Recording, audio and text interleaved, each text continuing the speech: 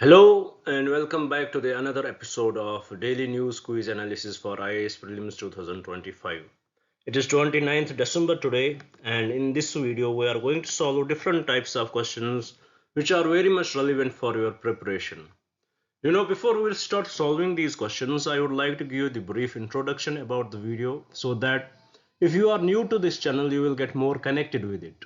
And if you are the regular visitor of our channel, then I would recommend you guys to skip few minutes so that you will get directly to the questions part. Coming back to the introduction, every day in this video we try to discuss three types of questions if we will break them into the subsets. In the first part of our discussion, we take up questions directly from the current affairs. You know what we do?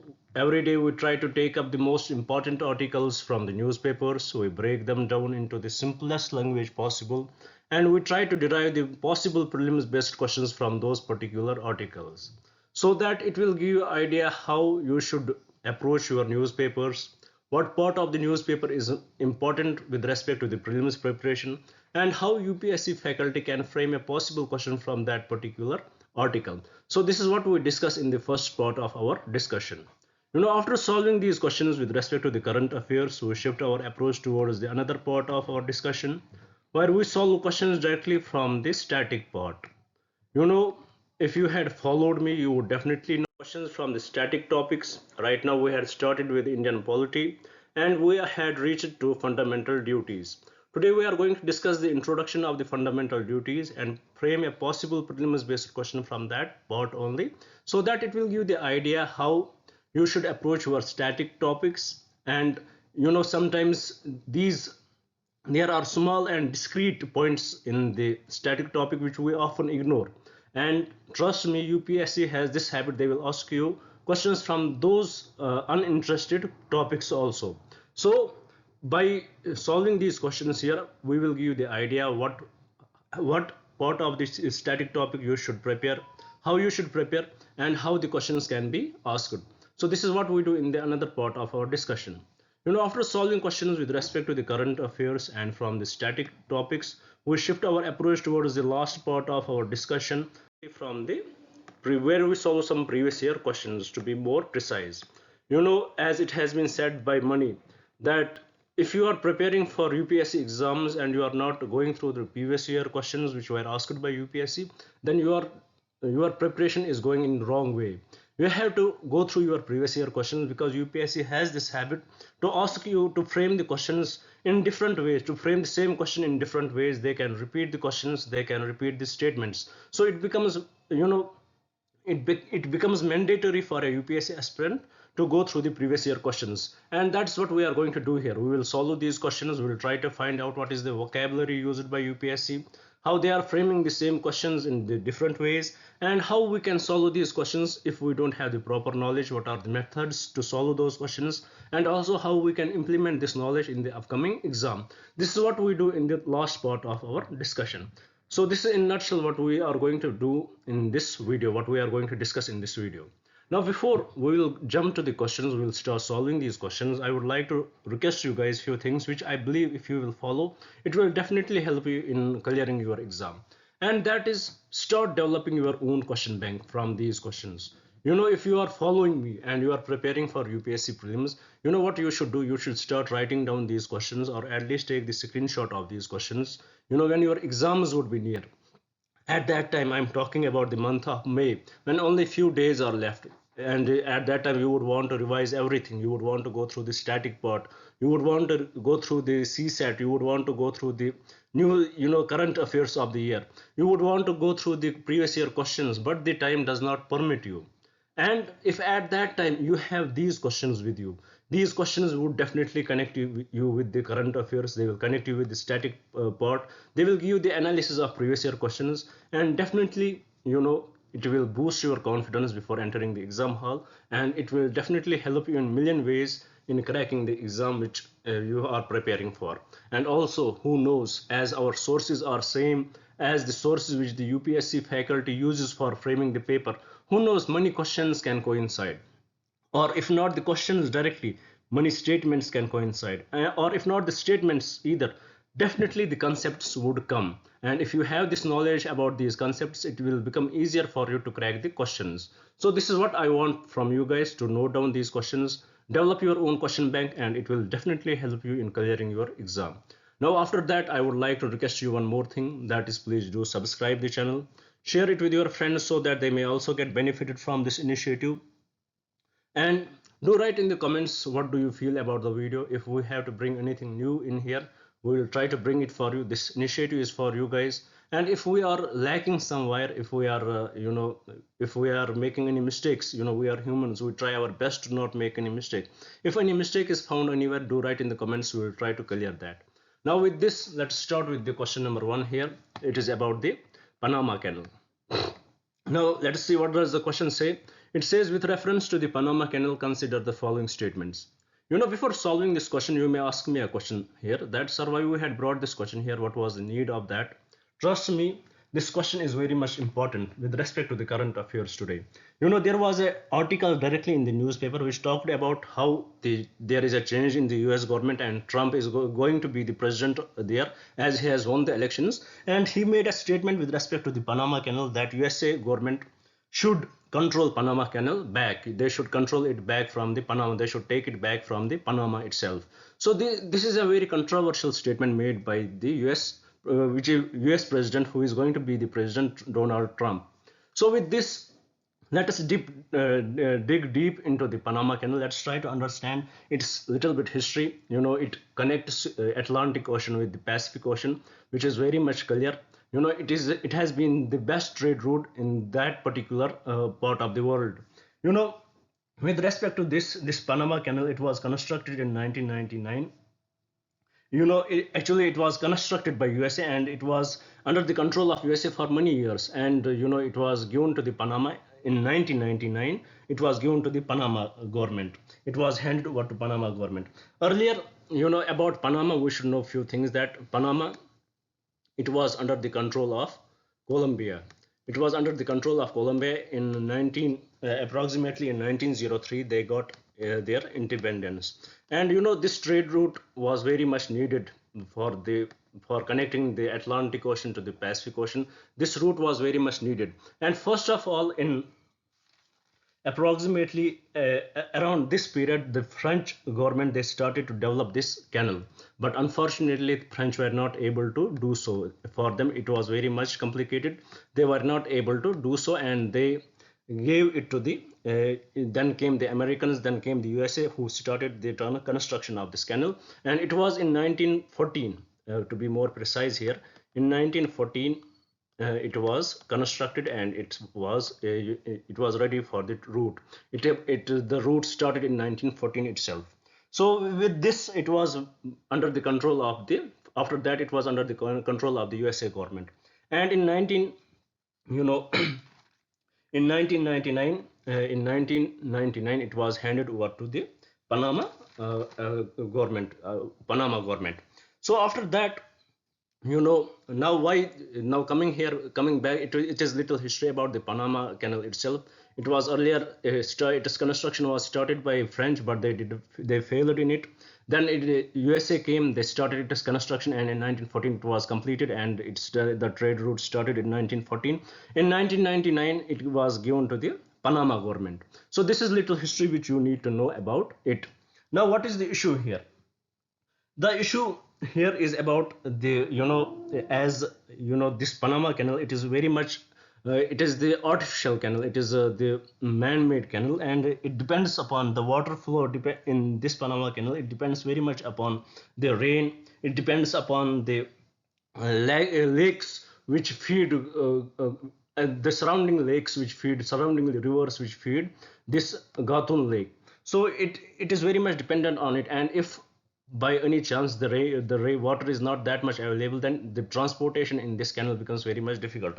So in this regard, the Panama Canal Authority, they are going to build a Rio Indo basin, and that would require huge funds. So as the Panama Canal Authority, which is responsible for the Panama Canal trade route, as they are going to they are going to go for the construction of Rio Indo.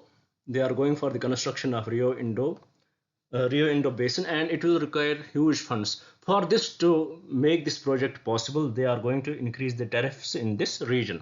And when they are going to increase the tariffs in the region, it will definitely impact the USA there, because USA is the major USA is the major country which is using this canal. After the USA, it is China. So for the USA, as we know that Donald Trump, he has the trade mentality. He is the businessman, and he would want better for his country, better for his economy. So he does not like this increase in the funds, and because of this is one of the reason he wants to take the control of the Panama Canal back from Panama Canal Authority, and he wants to take its control back to USA.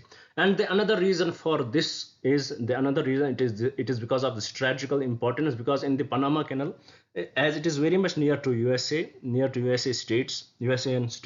So in this Panama Canal, multiple multiple Chinese companies are working there.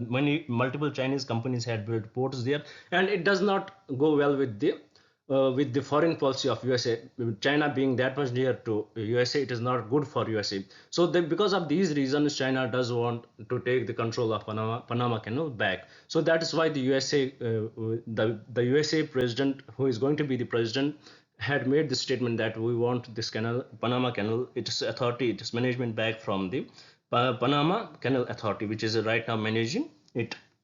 So with this regard, it did not went well with the Panama government, and they started, in a way, they did not like this statement from the Trump, to be from the president who is going to be the president of USA. They did not like this statement, and they ridiculed it. So this is the issue right now with respect to Panama Canal that I felt you should know about it, and that is why we had brought the question with respect to it. Now with this, I hope you had understood the little history of the Panama Canal, how it was first about Panama's history. They got independence from Colombia in 1903. Then how French was trying to build this Panama Canal for the trade, for connecting Atlantic Ocean with Pacific Ocean, and how they failed. Then came the USA. They took the Panama Canal in 1914. It was fully developed, and after that in 1999 it was given back to Panama country, which and it is controlled by, right now it is controlled and managed by Panama Canal Authority. And with respect to these issues which are rising, for example, rise in tariffs for the ships, for the vessels, and also the Chinese presence there, the Trump government, they feel that it is better time for the USA to take this Panama Canal management back to USA. So this is what I believe that you should know about it. Now with this, let's solve this question. Here the question says, with reference to the Panama Canal, consider the following statements. First statement, it connects the Atlantic Ocean with the Pacific Ocean, facilitating maritime trade and reducing travel distance. 100% correct, nothing wrong with the statement. Statement 2, it utilizes a system of locks to raise ships to the level of Gatun Lake, which forms part of the canal route. 100% correct. If by any chance the water level goes down there, then the transportation becomes very much difficult. So that's why this Gatun Lake is important for us. That's why they are trying to build the Rio Indo Basin nearby. After that, the third statement says the expansion of the Panama Canal in the 21st century allowed for the passage of larger vessels known as Neo-Panamax ships. 100% correct, nothing wrong with this statement. So with respect to this question, all the three statements are correct, and from the code given below, the correct code would be option D. So by solving this question, I hope you had understood the little bit history about the Panama Canal. You had understood what is the issue right now, why the Trump government wants it back, and you had understood about this question itself. Now with this, let us shift towards the another question and try to solve that. Now let's take another question here. It is about the Betwa River linking project. You know why we had brought this question here? Because there was a direct article with respect to the Kane Betwa River linking project, which it basically talked about why India has went for this linking project, why we are going for the linking of rivers, what is the issue with it, and also it discusses this article discussed about various problems associated with Kane Betwa river linking. These rivers, if we will first talk about these rivers, they flow from UP. They flow from UP to the Madhya Pradesh, UP to the Madhya Pradesh, they are very much peninsular in nature. They are peninsular in nature. Now coming to the now let's try to understand this topic little bit in different way. In our country there are two types of rivers, Himalayan and peninsular. And in if we will talk about the geography based, in these rivers, as they flow through different states, there is one problem here in our country. That is, in some rivers, whether it would be Himalayan or peninsular, the water flow will be very huge and it can cause various issues in the states where through it flows. It can lead to floods and there is huge abundance of water. And another part of this is where from the another part of rivers flow, they have very less water available there, and because of that there are drought in those particular regions where from they flow. So there is a need for interlinking, so this issue has to be taken care of. So one of the answer to this issue is interlink the rivers. The water flowing from the rivers, the water which is flowing from the rivers which have abundance of water will be switched, will be connected to those rivers which have very less water, so that the balance would be maintained. And in this regard, we had come up with the national prospective plan, and in the national prospective plan we believed that 30 rivers would be connected, 30 rivers will be interlinked, 30 rivers will be interlinked. In these 30 rivers, 16 are peninsular rivers and 14 are Himalayan rivers. So these 16 peninsular rivers and 14 Himalayan rivers, they will be interconnected, interlinked, so that there would be the balance of water. So with this, by this project, this Ken Betwa river linking project, was the concept of linking the Ken Betwa river project came into existence. It was actually started way back. The discussions were over this linking, but it actually, in official terms, it's the construction of it started in 2021 itself. It legally started in 2021 itself, and it will connect the Cane River with the Betwa River, because it is believed that the Cane River, the data which was taken then back then, it was believed that the Cane River, it has the abundance of water, and the water would be shifted from Cane River to the Betwa River, which is believed that they have very less water. But with this project there are various concerns which the article here talks about. First of all, the concern which the article raises here is of the lack of data. The data which they are taking here, the data which they are taking into the consideration here, are that it was taken way back then. This data was taken way back then, and it is not that much accurate. The water level in the Ken region has very much decreased since then, so there is no recent data available with respect to these rivers. Second issue with this linking is of the displacement of the population. Once they will start interlinking these rivers, there would be huge displacement of the population which is living there, and it will cause huge problems to the people living nearby.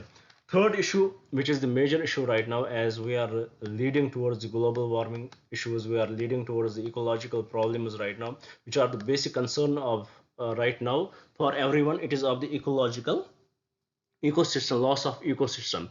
There would be loss of ecosystem, as this river, it flows through the Panama tiger reserve, and it will definitely impact the ecosystem in the Panama tiger reserve. There would be loss of forests, and there would be the loss of habitat for the animals which are living there. So definitely there would be the loss of ecosystem there. So because of these issues, there are multiple questions which are rising right now, which are asking government, they should give the proper data about this. They should properly explain whether these things are taken care of or not. So these are the issues which are related to it.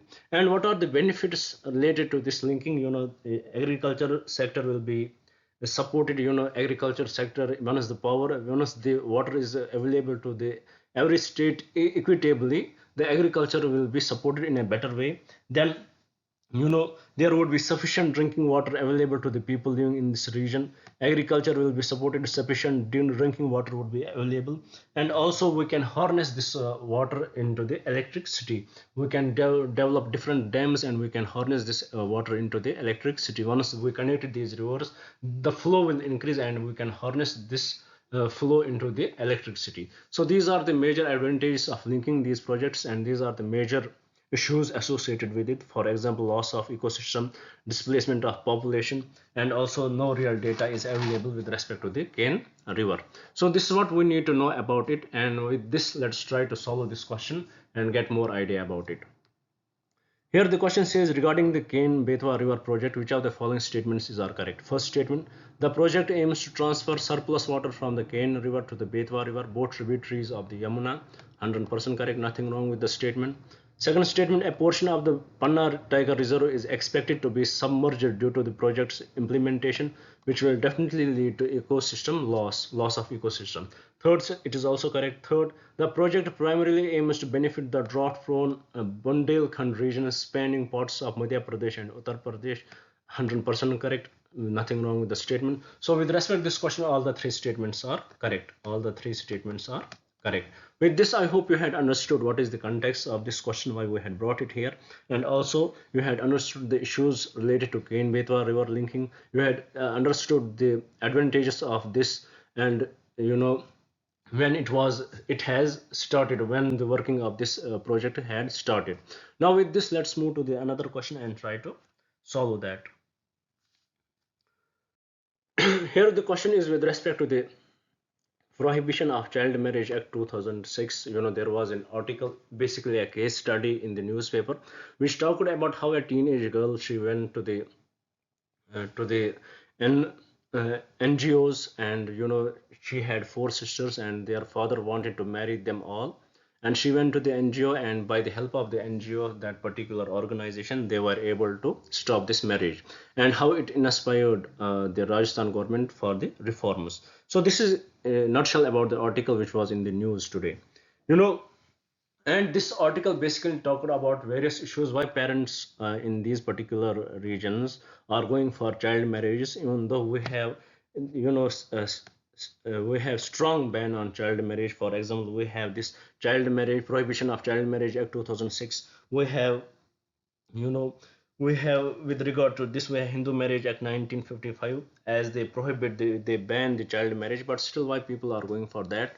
And the major reason for that is the poverty is the major reason why people go for this child marriage, according to the article, because when the parents have girl childs and they are poor and they are under debt, so they want their children to be married as soon as possible, so that they will get off this burden.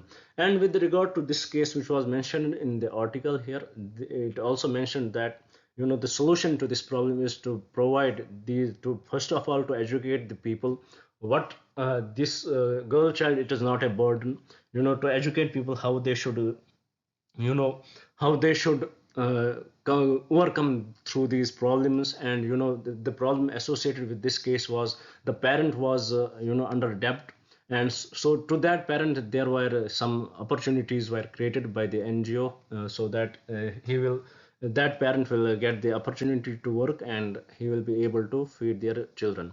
This is the issue which arose, and because of that, a child who went to the NGO, she stopped this marriage. So with this, here came the question, the concept of Prohibition of Child Marriage Act 2006, as we had this in our country, but still we are going for these child marriages. And it was estimated that about 23.38 percent of women in our country are married before 18. It was there was an study done about, it was found that even though we have these stringent acts in our country which totally prohibit this marriage, but still 23.3% of women in our country are married below 18. So with this, the government of India in November itself, they introduced the Bal Vivah Mukt Bharat. And with this initiative by the government, they wanted that our country should be free from child marriages. So with respect to this, we have brought this question here. Now let's try to understand more about the Prohibition of Child Marriage Act 2006. Here the question says, with regard to the Prohibition of Child Marriage Act 2006, which of the following statements are correct? First statement, the act defines a child as any person below the age of 18. Totally incorrect. For a person to be the child, for female child, it should be that she should have below, if she is 18, If she is below 18, then she is considered child. And for men, for boys, if he is below 21, he is considered child.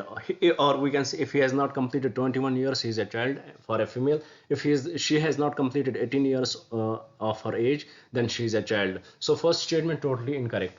Second statement, it says a marriage solemnized in contravention of the act is voidable at the option of the contracting party who was a child at the time of the marriage. 100% correct. With this act, if any child marriage had happened, it does not null the child marriage. But if the party involved in the child marriage, if two children is involved in the child marriage, they want to null that marriage, they want to end that marriage, they can end under this act. So with the rest of this question, the second statement is 100% correct. Third statement, the act provides for the appointment of the child marriage prohibition officer whose duties include preventing child marriages, conducting awareness campaigns, and protecting victims. 100% correct. So with respect to this question, the correct statements are statement 2 and statement 3. Why we brought this question? Because of the case study which was in the newspaper about a family in the Rajasthan who had four girls and he wanted to marry them at once. One of those four girls went to the NGO. She seeked help from the authorities and they helped her, and that marriage was cancelled. And they raised few concerns why in our country people are still going for marriages, and the major concern for that was the poverty, the debt burden of the family. If the family has the poverty, if they are going through the debt burden, they try to marry their girls as soon as possible. So I hope you had understood it and also the question here. Now with this, let's move to the another question and try to follow it. Here, the another question is with respect to the Department of Government Efficiency. Recently in news is the new proposed initiative of which of the following governments. It is definitely USA. They had proposed it. They will, look after the administrative functioning. This through this Department of Government Efficiencies. They had brought this. There is there is huge burden of administration in the federal level, and they want to control it through this. They want to check that that administration through this department of government, through this initiative, through this department, that is Department of Government Efficiency, and it is headed by Elon Musk and the Ramaswamy. So with this, I hope you had understood the question itself here. Why we had brought this question? Because there was an article which talked about the Trump's presidency, what he can do, and this article discussed various issues. For example, there is going to the deportation of many people. There would be the tariff rises, and also it did talk about this Department of Government Efficiency, as they are going to cut off many administrators at the federal level. So with this, I hope you had understood the question itself and also the why, also the context of the question. Now with this, let's move to the another question and try to solve that. Here the question is about the Lothal. Let's see what does the question say. Which of the following sites is known for being a prominent port city of the Indus Valley civilization? It is definitely Lothal. It was known as the port city of the Indus Valley civilization. And about Lothal, it was discovered by S.R. Rao, an Indian archaeologist. He led the excavation of this site starting in 1954. Why we had brought this question? Because under Sagarmala initiative, the government has brought up the National Maritime Heritage Complex, and it will come under the Lothal, and it will be built under it will be under the Lothal, and Lothal will become global hub for maritime heritage, which the Union Ports Minister says that in the Lothal this National Maritime Heritage Complex will be built. So that's why this became important for us. So we need to know about more about Lothal. It is a Indus Valley site. It is known for the prominent port city of the Indus Valley civilization. It was discovered in 1954 by S.R. Rao. So with this, let's move to the another question, I guess. Yeah, let's move to the last question of today's discussion. After that, last question from today's discussion with respect to current affairs. After that, we will shift our approach towards the static part. So today's last question with respect to current affairs is about the minimum voting age set. Let's see what does the question say here. Which of the following countries has the minimum voting age set at 16 years? Why we had brought this question? Because the Yunus government in Bangladesh has plans to lower the voting age from 18 to 17 years. The Yunus government in Bangladesh has plans to lower this voting age from 18 to 17 years, and he has been criticized for that because there, according to him, more youth would be available to vote. But the issue with it is, as the elections are very much near there, so it is his move to extend the election date, because once he does so, once this is made, once this law is made there, it would take time for the electorals to make the voting list, to make the electors, to add these voters into the voting list. So it would definitely delay the elections. That is the issue, that is the criticism which he is facing right now with respect to this initiative. So by this, it became important for us to know which democracy has the minimum voting age, and it has been set at 16 years. So what are the countries which has this age limit? Is it Argentina? 100% correct. Is it Brazil? 100% correct. Is it Austria? 100% correct. So these countries, they have the minimum voting age at 16 years. Bangladesh is going for 17 years, and most of the countries have the minimum voting age at 18 years. So with respect to this question, the countries Argentina, Brazil, and Australia, they have minimum voting age set at 16 years. So with this question, the correct statement would be option A, that is 1, 2, and 3. So by solving this question, we completed today's discussion with the current affairs. Now after that, let's shift our approach towards today's static topic.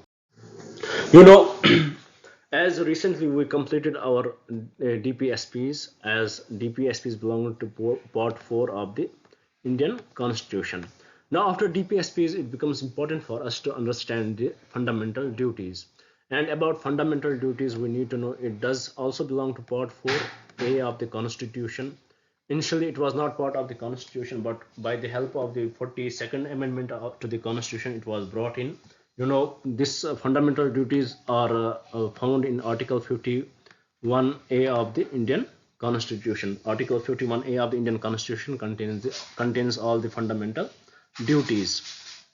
And one more thing about the fundamental duties, they were brought, they were basically recommended by the Sovereign Singh Committee. They were recommended by them, and they got inspired from the USSR, the then USSR, the Soviet government then, because they got inspired from them, and they brought these fundamental duties in India. Now with this, let's try to solve this question and understand it more.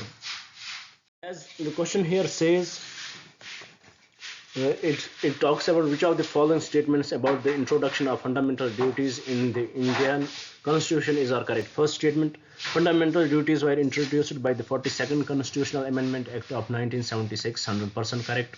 Second statement: the original Constitution of India did not include fundamental duties. Totally correct. Nothing wrong with it. Third statement: fundamental duties are legally enforceable in the same manner as fundamental rights. Totally incorrect. Fundamental duties are not legally enforceable. They are way much similar to DPSPs and not similar to fundamental rights. So this third statement is incorrect. Fourth statement: the fundamental duties are listed in Part 4A of the Indian Constitution. 100% correct. So with respect to this question, the correct statements are statement 1, statement 2, and statement 4. And from the code given below, the correct code would be option A. And with this, with the introduction of fundamental duties, what we did, we understood it was not initially part of the Constitution. It was introduced by the 42nd Constitutional Amendment Act of 1976. It was added as the Part 4A of the Indian Constitution.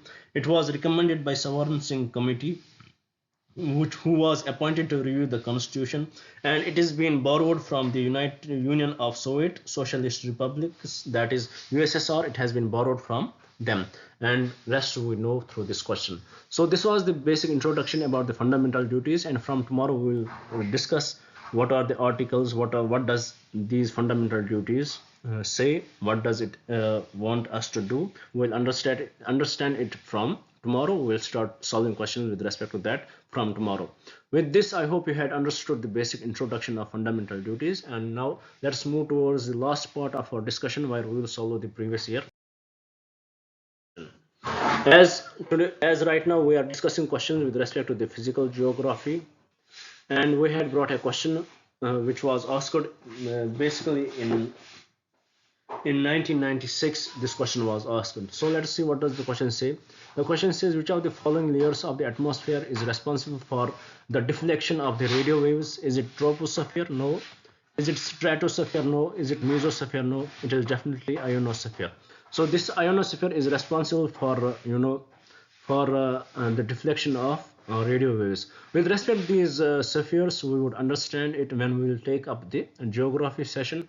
We will take it in more detail at the when we'll reach to geography. But here I would recommend you guys to go through these all the four spheres which are mentioned here. This is the trick which the UPSC will ask you. What are the, for example, about aeroplanes, they fly through stratosphere. What is troposphere responsible for? For example, all the rains which are in our country, which happen, they are from the troposphere. What is mesosphere responsible? What is ionosphere responsible? For example, it is responsible for deflection of radio waves. That is what we need to know about. That is how we go through these previous year questions. So with this, I complete today's discussion. I hope you would like the video. I hope you had understood everything which I explained here. I hope I was able to explain every question in detail, every concept, every context behind the question. I was able to explain to you guys without any confusion. If any confusion has been left by me, please do write in the comments. I will try to clear that. With this, I would like to say thank you to you guys for staying with me.